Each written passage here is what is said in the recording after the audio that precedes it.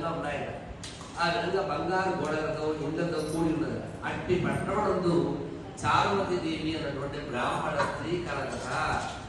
ఆ ఊరు నివసించినటువంటి బ్రాహ్మణ కుటుంబం వారిలో చారుమతి అన్నటువంటి పేరు గల ఒక వనిత.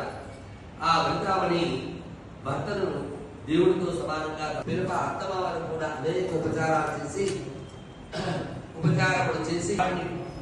సద్వినియోగం పెద్దలు చిన్నలు అందరూ కూడా చూసుకుంటూ ఉండగా సౌభాగ్యవతి పుష్పాల చేత అలంకరించడం, పచ్చని తోరణాలు కట్టడం, ఇల్లు శోభాయమానంగా ఉంచుకోవడం స్త్రీ లక్షణం. ఈ విధంగా ఉంచుకుంటూ పెద్దలంటే వినయ విధేయతలు కలిగి, భర్తలంటే గౌరవం కలిగి, పిల్ల పాపల అత్తామావారందరూ కూడా చూసుకుంటూ ఇలాగా ఉన్నటువంటి స్త్రీ సౌభాగ్యవతి. అటువంటిగా నడుచుకున్నటువంటి చారుమతి యందు అమ్మవారికి ఇష్టం కలిగి, అందువలననే ఆమెకు మాత్రమే ప్రత్యక్షమయ్యే విధంగా చెప్తున్న కలవరం. ఓ చారుమతి, నేను వరలక్ష్మీదేవి, ఇది ఎందుకు నాకు అనుగ్రహం కలిగి ప్రత్యక్షమైనాను. శ్రావణ శుక్ల భవనం ముందుగా వచ్చేటువంటి శుక్రవారం నాడు నన్ను నీవు సేవించదు, నీవు కోరిన వరాలు కూడా ఇస్తాను.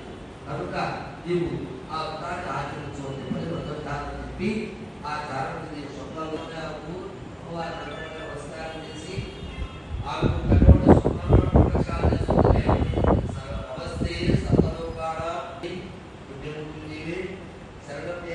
ఈ మూడు జగాలు కూడా, ఈ మూడు లోకాలు కూడా అభివృద్ధి కలిగి అని చెప్పని స్తోత్రాలు చేస్తూ నమస్కారం చేస్తున్న అనేక విధాలుగా స్తోత్రాలు.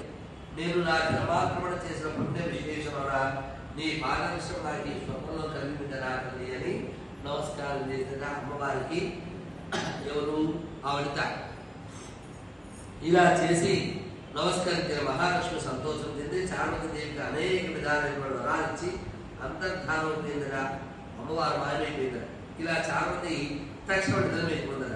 అమ్మవారు ఎప్పుడైతే చెప్పిందో ఆవిడ తక్షణ నిద్రపోతున్నటువంటి మనిషి లేచి కూర్చుందట. ఇంటికి నాలుగు వైపులా చూసిందట. అమ్మవారు ఎక్కడా కనబడలేదు. అప్పుడు అనుకుంటే ఓహో, నేను మనసులో కలగన్నారు కదా అని అనుకున్నది.